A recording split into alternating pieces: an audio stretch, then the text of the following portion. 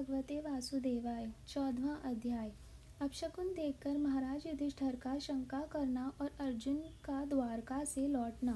सूची कहते हैं, स्वजनों से मिलने और पुण्य श्लोक भगवान श्री कृष्ण अब क्या करना चाहते हैं यह जानने के लिए अर्जुन द्वारका गए हुए थे। कई महीने बीत जाने पर अर्जुन वहां से लौटकर नहीं आए। धर्मराज युधिष्ठिर को बड़े भयंकर अपशगुन दिखने लगे। उन्होंने देखा काल की गति बड़ी विकट हो गई है। जिस समय जो ऋतु होनी चाहिए उस समय वह नहीं होती और उनकी क्रियाएं भी उल्टी ही होती हैं। लोग बड़े क्रोधी, लोभी और असत्यपरायण हो गए हैं। अपने जीवन निर्वाह के लिए लोग पापपूर्ण व्यापार करने लगे हैं। सारा व्यवहार कपट से भरा हुआ होता है। यहाँ तक कि मित्रता में भी छल मिला रहता है। पिता माता, सगे संबंधी, भाई और पति पत्नी में भी झगड़ा टंटा रहने लगा है। कली के काल के आ जाने से लोगों का स्वभाव ही लोभ, दुंभ आदि अधर्म से अभिभूत हो गया है और प्रकृति में भी अत्यंत अरिष्ट सूचक अपशकुन होने लगे हैं। यह सब देखकर युधिष्ठिर ने अपने छोटे भाई भीमसेन से कहा। युधिष्ठिर ने कहा, भीमसेन, अर्जुन को हमने द्वारका इसलिए भेजा था कि वह वहां जाकर पुण्य श्लोक भगवान श्री कृष्ण क्या कर रहे हैं इसका पता लगाए और संबंधियों से मिल भी आए। तब से 7 महीने बीत गए, किंतु तुम्हारे छोटे भाई अब तक नहीं लौट रहे हैं। मैं ठीक ठीक यह नहीं समझ पाता हूँ कि उनके न आने का क्या कारण है। कहीं देवऋषि नारद के द्वारा बतलाया हुआ वह समय तो नहीं आ पहुँचा है जिसमें भगवान श्री कृष्ण अपने लीला विग्रह का स्वर्ण करना चाहते हैं। उन्हीं भगवान की कृपा से हमें यह संपत्ति, राज्य, स्त्री, प्राण, कुल, संतान, शत्रुओं पर विजय और स्वर्ग आदि लोकों का अधिकार प्राप्त हुआ है।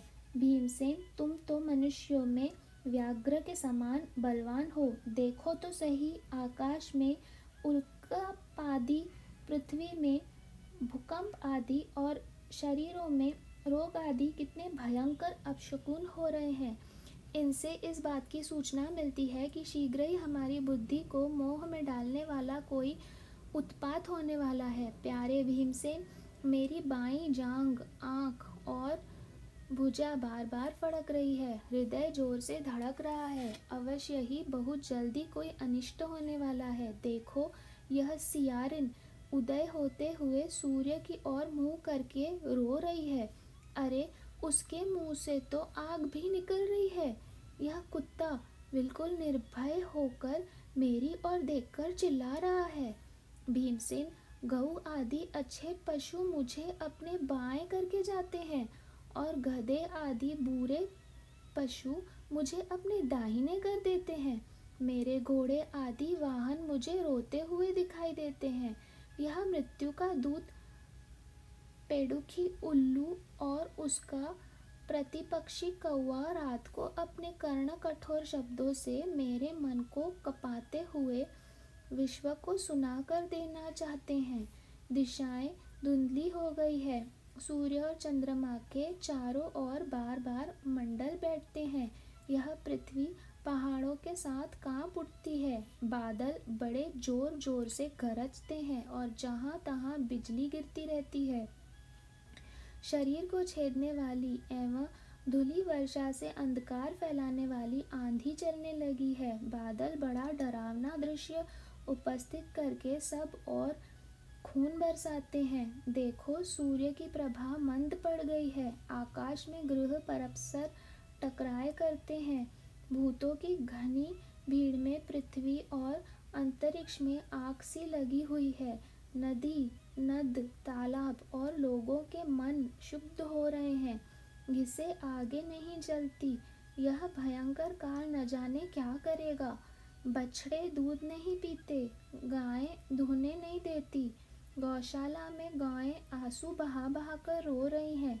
बैल भी उदास हो रहे हैं। देवताओं की मूर्तियां रोसी रही हैं। उनमें से पसीने चूने लगता है और वे हिलती डोलती भी हैं। भाई, ये देश, गांव, शहर, बगीचे, खाने और आश्रम श्रीहीन और आनंद रहित हो गए हैं। पता नहीं ये हमारे किस दुख की सूचना दे रहे हैं। इन बड़े बड़े उत्पातों को देखकर मैं तो ऐसा समझता हूँ कि निश्चय ही यह भाग्यहीन भूमि भगवान के उन चरणों कमलों से, जिनका सौंदर्य तथा जिनके ध्वजा, वज्र, अंकुश आदि विलक्षण चिन्ह और किसी में भी कहीं भी नहीं है, रहित हो गई है। शौनक जी, राजा युधिष्ठिर इन भयंकर उत्पातों को देखकर मन ही मन चिंतित हो रहे थे कि द्वारका से लौटकर अर्जुन आए। युधिष्ठिर ने देखा, अर्जुन इतने आतुर हो रहे हैं जितने पहले कभी नहीं दिखे गए थे। मुंह लटका हुआ है, कमल सरीखे नेत्रों से आंसू बह रहे हैं और शरीर में बिल्कुल कांति नहीं है। उनको इस रूप में अपने चरणों में पड़ा देखकर युधिष्ठिर घबरा गए। देव ऋषि नारद की बातें याद कर उन्होंने सुहृदों के सामने ही अर्जुन से पूछा। युधिष्ठिर ने कहा, भाई, द्वारकापुरी में हमारे स्वजन संबंधी मधु, भोज, दर्शा, आह, सात्वत, अंधक और वृषणवंशी यादव कुशल से तो हैं। हमारे माननीय नाना शूरसेन जी प्रसन्न तो हैं। अपने छोटे भाई सहित मामा वसुदेव जी तो कुशल पूर्वक हैं। उनकी पत्नियां, हमारी मामी देवकी आदि सातों बहनें अपने पुत्रों और बहुओं के साथ आनंद से तो हैं। जिनका पुत्र कंस बड़ा ही दुष्ट था, वे राजा उग्रसेन अपने छोटे भाई देव के साथ जीवित तो है ना। हृदिक, उनके पुत्र कृतवर्मा, अक्रूर, जयंत, गद, सारण तथा शत्रुजित आदि यादव वीर सुकुशल है ना। यादवों के प्रभु बलराम जी तो आनंद से तो है ना। वृष्णि वंश के सर्वश्रेष्ठ महारथी प्रद्युम्न सुख से तो है। युद्ध में बड़ी फुर्ती दिखलाने वाले भगवान अनिरुद्ध आनंद से तो है ना। सुषेण, चारुदेशन, जाम्बवती नंदन, सांब और अपने पुत्रों के सहित ऋषभ आदि भगवान श्री कृष्ण के अन्य सब पुत्र भी प्रसन्न तो है ना। भगवान श्री कृष्ण के सेवक श्रुतदेव, उद्धव आदि और दूसरे सुनंदन आदि प्रधान यदुवंशी जो भगवान श्री कृष्ण और बलराम के बाहुबल से सुरक्षित हैं, सबके सब सुकुशल है ना।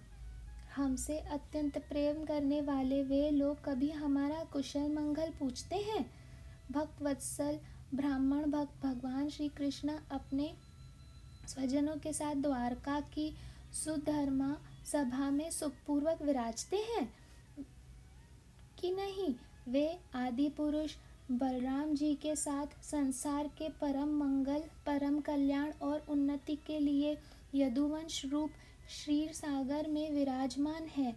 उन्हीं के बाहुबल से सुरक्षित द्वारकापुरी में यदुवंशी लोग सारे संसार के द्वारा सम्मानित होकर बड़े आनंद से विष्णु भगवान के पार्षदों के समान विहार कर रहे हैं।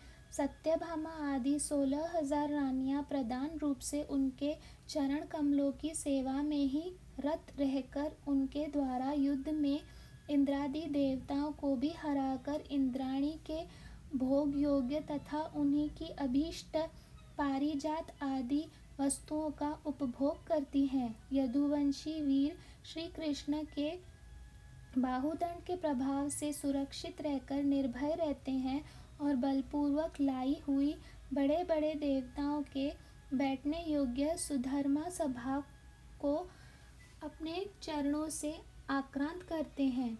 भाई अर्जुन, यह भी बताओ कि तुम स्वयं तो कुशल से हो ना। मुझे तुम श्रीहीन से दिख रहे हो। वहाँ बहुत दिनों तक रहे, कहीं तुम्हारे सम्मान में तो किसी प्रकार की कमी नहीं हुई। किसी ने तुम्हारा अपमान तो नहीं कर दिया।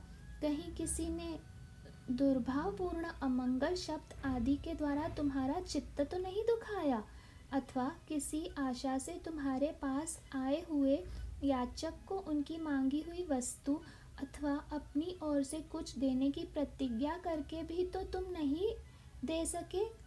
ऐसा तो नहीं है? तुम सदा शरणागतों की रक्षा करते आए हो। कहीं किसी भी ब्राह्मण, बालक, गऊ, बूढ़े, रोगी, अबला अथवा अन्य किसी प्राणी का जो तुम्हारी शरण में आया तुमने त्याग तो नहीं कर दिया। कहीं तुमने आगमया स्त्री से समागमन तो नहीं किया अथवा गमन करने योग्य स्त्री के साथ असत्कार पूर्वक समागमन तो नहीं किया। कहीं मार्ग में अपने से छोटे अथवा बराबरी वालों से हार तो नहीं गए अथवा भोजन कराने योग्य बालक और बूढ़ों को छोड़कर तुमने अकेले ही तो भोजन नहीं कर लिया। मेरा विश्वास है तुमने ऐसा कोई निंदित काम नहीं किया होगा जो तुम्हारे योग्य न हो न हो। अपने परम प्रियतम अभिन्न हृदय परम सुहृद भगवान श्री कृष्ण से तुम्हें रहित हो गए हो। इसी से अपने को शून्य मान रहे हो। इसी के सिवा दूसरा कोई कारण नहीं हो सकता जिससे तुमको इतना मानसिक पीड़ा हो रही है। इति श्री 14वां अध्याय संपूर्णम। ओम नमो भगवते वासुदेवाय।